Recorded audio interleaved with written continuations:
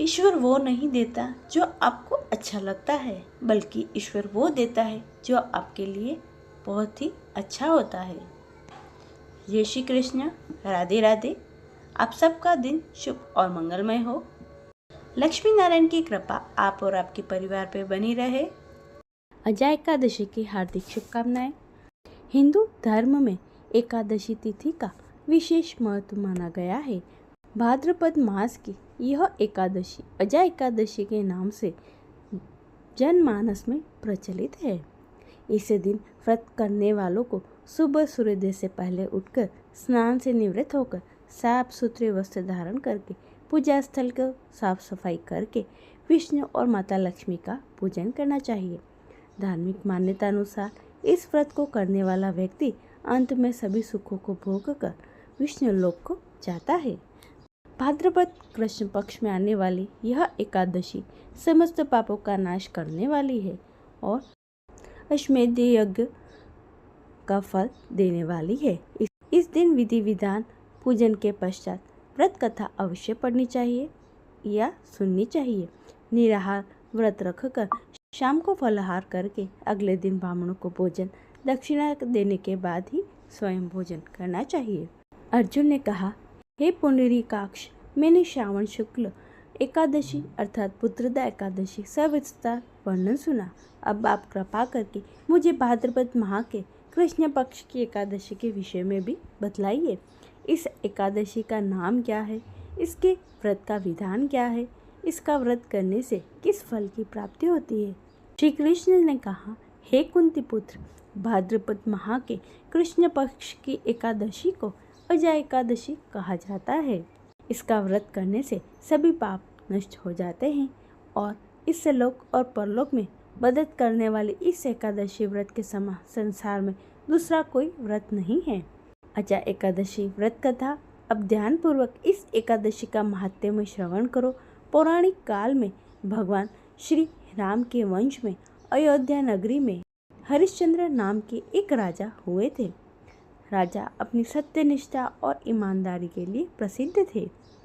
एक बार देवताओं ने इनकी परीक्षा लेने के लिए योजना बनाई। राजा ने स्वप्न में देखा कि ऋषि विश्वामित्र को उन्होंने अपना राजपाट दान कर दिया है। सुबह विश्वामित्र वास्तव में उनके द्वार पर आकर कहने लगे, तुमने स्वप्न में मुझे अपना राज्य दान कर दिया। राज्य ने सत्यनिष्ठ व्रत का पालन करते हुए संपूर्ण राज्य विश्वामित्र को सौंप दिया। दान के लिए दक्षिणा चुकाने हेतु राजा हरिश्चंद्र को पूर्व जन्म के फल के कारण पत्नी, बेटा एवं खुद को बेचना पड़ा। हरिश्चंद्र को एक डोम ने खरीद लिया जो शमशान भूमि में लोगों के दाह संस्कार का काम करता था। स्वयं वह एक चांडाल का दास बन गया और उसने चांडाल के यहाँ कफन लेने का काम किया, किंतु उसने इस आपत्ति के काम में भी सत्य का साथ नहीं छोड़ा। जब इसी काम को करते हुए उसे कई वर्ष बीत गए तो उसे अपने इस नीच कर्म पर बड़ा दुख हुआ। वह इससे मुक्त होने का उपाय खोजने लगा। वह सदैव इसी चिंता में रहने लगा कि मैं क्या करूं, किस प्रकार इस नीच कर्म से मुक्ति पाऊं। एक बार की बात है, वह इसी चिंता में बैठा था कि गौतम ऋषि उसके पास पहुंचे। हरिश्चंद्र ने उन्हें प्रणाम किया और अपनी दुख भरी कथा सुनाने लगे। राजा हरिश्चंद्र की दुख भरी कहानी सुनकर महर्षि गौतम भी अत्यंत दुखी हुए।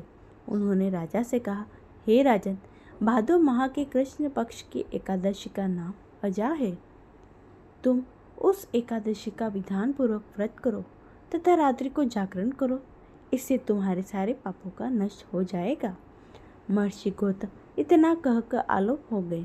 अजा नाम की एकादशी आने पर राजा हरिश्चंद्र ने महर्षि के कहे अनुसार विधान पूर्वक उपवास तथा रात्रि का जागरण किया।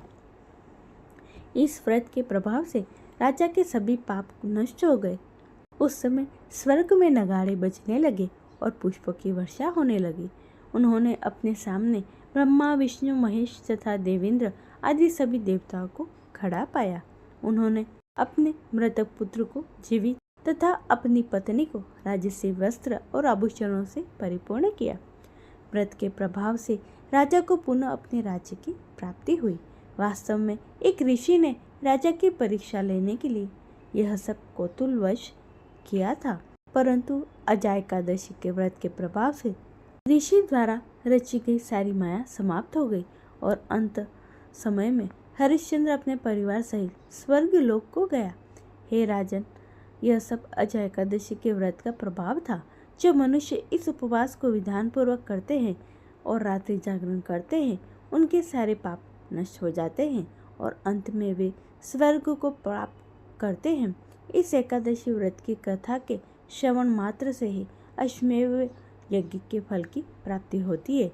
जय श्री हरि। ये थी अजा एकादशी की संपूर्ण कथा। आरती। ओम जय जगदीश हरे, स्वामी जय जगदीश हरे। भक्त जनों के संकट, दास जनों के संकट क्षण में दूर करे। ओम जय जगदीश हरे। जो द्यावे फल पावे, दुख बिन से मन का, स्वामी दुख बिन से मन का। सुख संपत्ति घर आवे, सुख संपत्ति घर आवे, कष्ट मिटे तन का। ओम जय जगदीश हरे। मात पिता तुम मेरे, शरण गहूँ किसकी, स्वामी शरण गहूँ किसकी। तुम बिन और न दूजा, प्रभु बिन और न दूजा, आस करूँ मैं जिसकी। ओम जय जगदीश हरे। तुम पूर्ण परमात्मा, तुम अंतर्यामी, स्वामी तुम अंतर्यामी। पार ब्रह्म परमेश्वर, पार ब्रह्म परमेश्वर, तुम सबके स्वामी। ओम जय जगदीश हरे। तुम करुणा के सागर, तुम पालन करता, स्वामी तुम पालन करता। मैं मूर्ख खल काम, मैं सेवक आप स्वामी, कृपा करो भरता। ओम जय जगदीश हरे। तुम हो एक अगोचर, सबके प्राणपति, स्वामी सबके प्राणपति। किस विध मिलो दयामय, किस विध मिलो दयामय, तुमको मैं कुमति। ओम जय जगदीश हरे। दीन बंधु दुख हरता, ठाकुर तुम मेरे, स्वामी रक्षक तुम मेरे। अपने हाथ उठाओ, अपने शरण लगाओ, द्वार पड़ा तेरे। ओम जय जगदीश हरे। विषय विकार मिटाओ, पाप हरो देवा, स्वामी पाप हरो देवा। श्रद्धा भक्ति बढ़ाओ, विद्या बुद्धि बढ़ाओ, संतन की सेवा। ओम जय जगदीश हरे। ओम जय जगदीश हरे, स्वामी जय जगदीश हरे।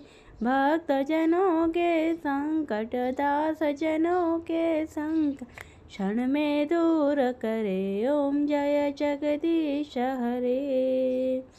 कर्पूर घोरम करुणावतारम, संसार सारम भुजगेन्द्रः, सदा वसंतं हृदयारविन्दे, भवं भवानी सहितं नमामि। मंगलम भगवान विष्णु, मंगलम करुणातजा, मंगलम कुंडलीकाक्षा, मंगलाय नो हरि। सर्वमंगल मंगले शिवे सर्वार्थ साधिके, शरण्ये त्र्यंबके गौरी नारायणी नमोस्तुते, नारायणी नमोस्तुते। ये थी आज की एकादशी की कथा और आरती। उम्मीद करती हूँ आपको अच्छी लगी होगी। इसे लाइक करें और कमेंट में जय श्री कृष्ण लिखना ना भूलें। सभी भक्तों को प्रेम भरा राधे राधे।